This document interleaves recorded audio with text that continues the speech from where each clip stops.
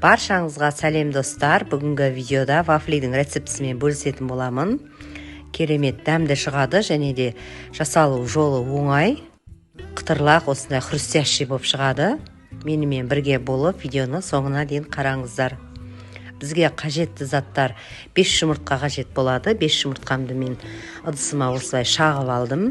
Електен өткізілген ұн, қант және де бөлме температурасында еріп тұрған сармай қажет болады.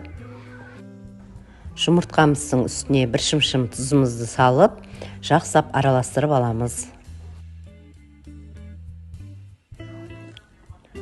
Үстінен қантымызды салып, қантымыз ерігенше тағы да араластырамыз. Осы жерде өз қалауларыңыз бойынша ванилин қоссаңыздар да болады. Ванилин қоссаңыз да өте керемет дәмді шығады. Біздің қантымыз жақсылап еріді. Енді осы массаның үстіне біз бөлме температурасында еріп тұрған сармайымызды қосып, тағы да араластырып біріктіретін боламыз.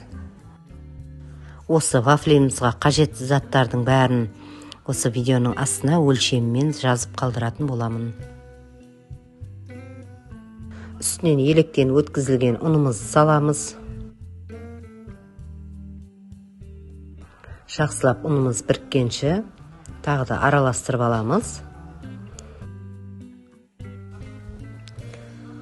Осылай мінекей жақсылап араластырып алдық. Біздің қамырымыз дайын.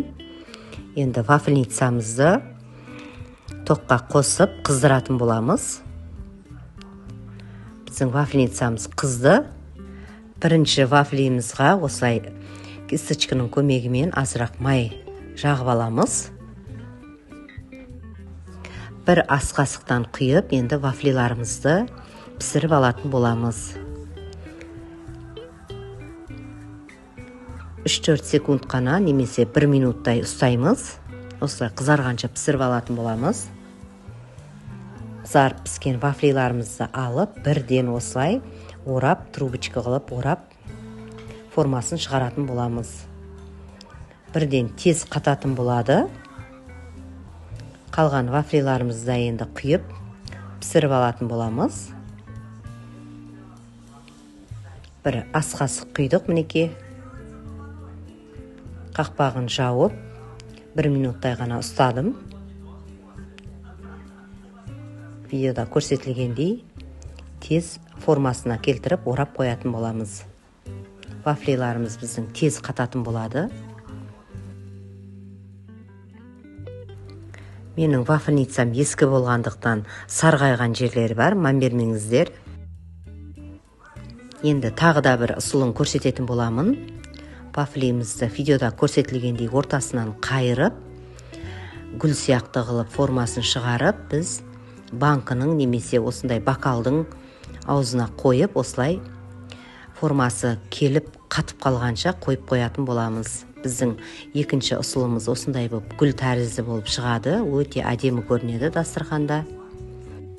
Трубочка вафлиміздің ішіне кез келген креммен ұсынсаңыз да болады, немесе вареный сгущенка салып ұсынсаңыз да өте дәмді шығады. Жасап көруге кеңес етемін. Тез жасалады және жасалу жолы оңай. Қонақ дастарханымыздың көркін ашады. Қытырлақ және өте дәмді болып шығады. Астарың дәмді болсын.